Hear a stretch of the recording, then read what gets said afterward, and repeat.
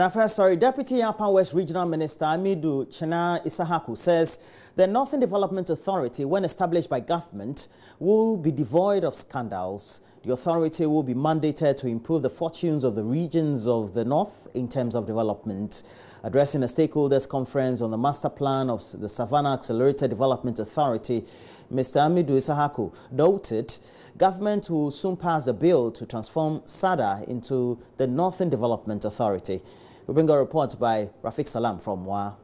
The Savannah Development Authority, SADA, developed a master plan to address the development needs of the SADA ecological zone, with the aim to identify and propose growth corridors, industrial zones, and innovative projects and programs that will strategically position the zone for its fair share of economic development. This will in effect attract investors and investments into the region to tap and explore the numerous resources that are not being utilized. A dissemination meeting was therefore held for key stakeholders comprising of municipal and district chief executives, directors of education, and some members of civil society organizations on the master plan. Deputy Upper West Regional Minister Amidu Chena Isahaku called on municipal and district assemblies in the region to incorporate the SADA master plan into the development of the medium-term development plans of their assemblies. As we transform SADA into Northern Development Authority, the people of Ghana, especially my northern brethren, will want to see a new authority devoid of scandals and committed to the development of the North. As we await the package of the bills, the passage of the bills for the creation of the new development authorities, we must continue to strategize, prepare our people and businesses both psychologically and in the form of human capital to take advantage of the Northern Development Authority when it eventually comes into place. Emmanuel Abelwuni is the SADA coordinator for the Upper East region, and it threw more light on the project. The importance of these lies in the fact that the district assemblies constitute the vehicles through which government implement its policies and programs. That is where planning commences. That's where implementation is done. So, if you have a master plan that has been developed through a process of consultation, process of wide stakeholder involvement, it is only fair to bring in those who would ensure or support its implementation and to see how to facilitate that implementation. Reporting for JoyNews, Rafiq Salam. Keeping vegetables fresh for days could be a daunting task for rural farmers and vegetable sellers due to the absence of electricity and a pack house. And those who have refrigerators have little or no knowledge about how vegetables turn out after days in the cooler. An innovation by Ghanaian scientists, however, promise to end all that. And Kwesi Debra has more in this report.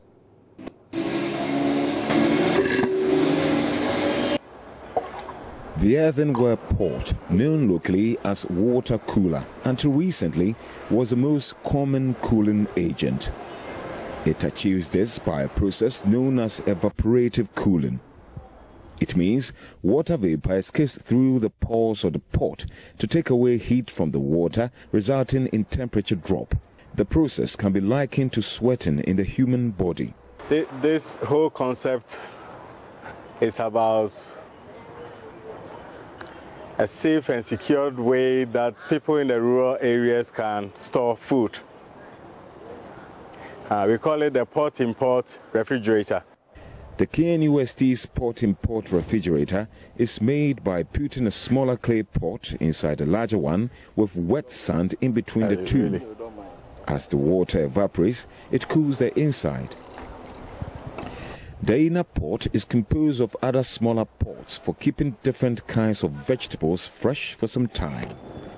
It must be placed in a dry, ventilated place for water to evaporate to the outside. What you can see here are pots from the Upper East region. In the Upper East region, pots are used for almost everything that has to do with containers, for storing food, all types of liquids, and even clothing. Yes. And the people in our rural areas, when it comes to the most reliable containers, it is about clay. So if you want to ensure that our rural people are as comfortable as we are in the city, then we have to make sure sometimes we design within their means. And we know the people in the village, they go to farm any other day. So to be able to store their vegetable even fresh up to about 4 days is enough for them. So that if this system can store it up to a week, then they are good to go. Reporting for JoyNews, Kwesi. Negative attitudes of some second cycle school heads could impede government's education improvement agenda.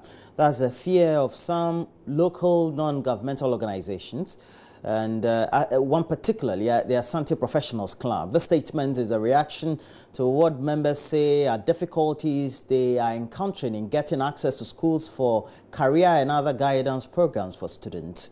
Nanaya Ojima now reports. Leading member of the club, Kojoban Ajiman, says some school heads resist such initiative despite approval from Ghana Education Service. The former member of parliament for Asante Achim North says such attitude demotivates the group in its effort to impart knowledge to the youth. Some schools accept us with open arms. Some even assist us in our programming. Some even have tried to put an input in whatever we do, and some also turn us back. A school like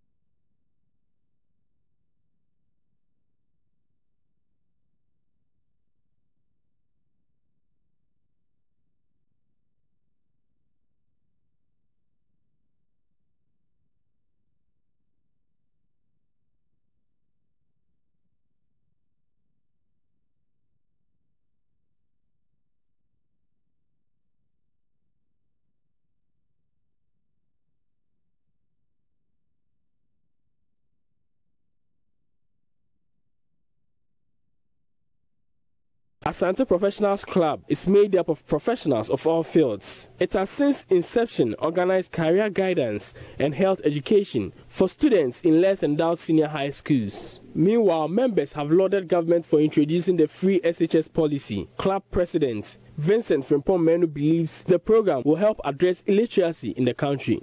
We have to do advocacy, we have to engage government as we come here and we observe and get feedback from the students themselves. We get to know some of the constraints they face, some of their challenges, and we can engage policymakers and send the feedback to them. They need more boarding facilities, quality laboratories and all those kind of facilities.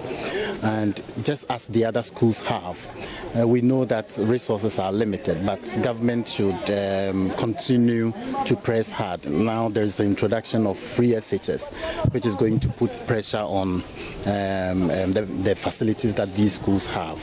We know that it's a brilliant idea, and we would like to encourage government and commend government for bringing it. All the challenges that have emerged in the first year of its introduction, we believe that government is not oblivious of them. Nanaya Ojima reporting for JoyNews. Well, away from education, the Accra Region Police Commander, DCOP George Alex Mensah, has declared war on criminals, especially land guards. In an interview with JoyNews during a courtesy call, DCOP Mensah pledged to ensure Accra was free from crime. The Accra Regional Police Commander, DCOP George Alex Mensah, believes the Accra region is a difficult area to manage crime. He is worried about the complex nature of crimes in Accra and how to handle it. DCOP Mensah says it is imperative for media houses not to exaggerate issues, especially those generated on social media. It is out of your reportage that people get to know that things are happening.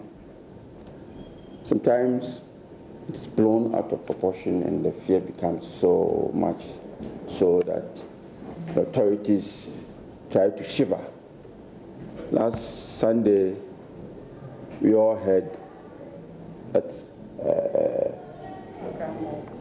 Accra Mall has been besieged by what do you call them? Terrorists. I said, wow, terrorists in Accra Mall.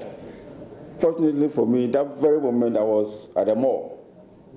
So I received a call. Commander, I heard Accra Mall has been sieged by terrorists. I said, which of the malls? He said, Accra Mall. I said, no, I'm here.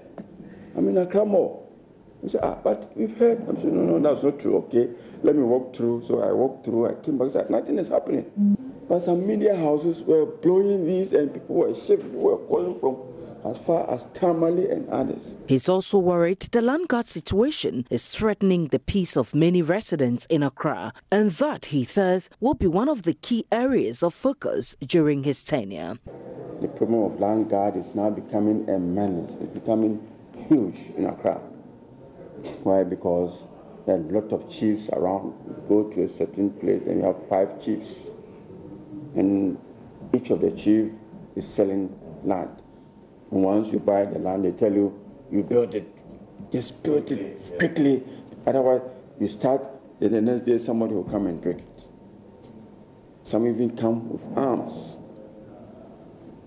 And when they come with arms as a civilian, unarmed civilian, there's nothing you can do. You have to leave your land for these rogues to take over the land. Bribery is one of the key issues denting the image of the Ghana Police Force. DCOP George Alex Mensah assures the Inspector General of Police has already taken steps to reorient the service away from bribery. He is issuing a stern warning to criminals that he is not bribable, and the war he has declared on crime will continue until he sees results. I'm too hot to be in anybody's pocket. If you put me in your breast pocket, you might have breast cancer. You put me in your back pocket, you might not be able to sit down. G.A. Mensah is not bribable.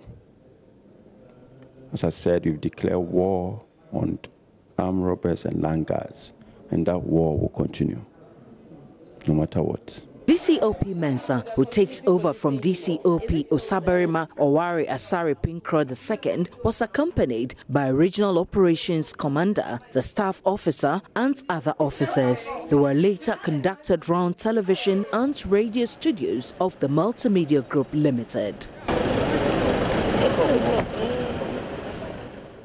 The Passport Office is banking on the successful rollout of the national ID system to significantly enhance its operations and stem the illegal acquisition of Ghanaian passports by foreigners.